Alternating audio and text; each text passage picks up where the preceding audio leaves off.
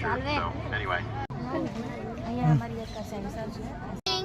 નામ ચાવડાવરા છે. હું ધોરણ 6 માં અભ્યાસ કરું છું. મારું નામ રાહુલજી ધનરાજ છે. હું ધોરણ 7 માં અભ્યાસ કરું છું. અમારી શાળાનું નામ કેળવણીકાર ગીજુભાઈ બધેકા પ્રાથમિક શાળા સવાર. અમારા પ્રોજેક્ટનો વિભાગ 3 ગ્રીન એનર્જી. વિદ્યાર્થી મિત્રો, infrastructure is the backbone of economic growth. We must invest in today for a better tomorrow.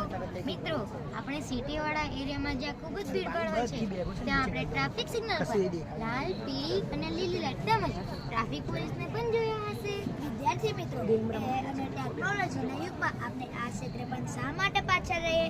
ખરું ને? તો મેં એ જ વિચારને ફ્યુચરિસ્ટિક રૂપ આપી અમારો પ્રોજેક્ટ રજૂ કર્યો છે.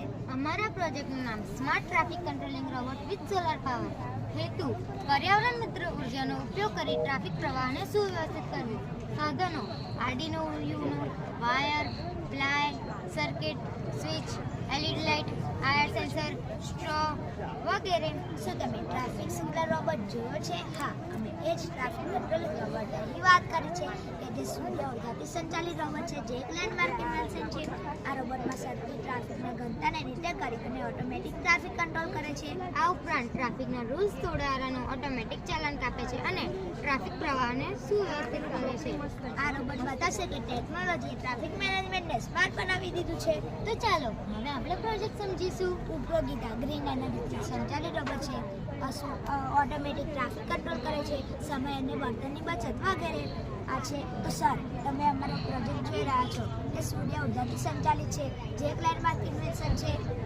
અને અમે અહીંયા આયર સેન્સર લગાવ્યું છે જે ટ્રાફિકની ઘનતાનું વિશ્લેષણ કરે છે અને જ્યાં ટ્રાફિક સેન્સર લગીનનું હશે ત્યાં ગ્રીન લાઇટ થશે અને બાકી બધે રેડ લાઇટ.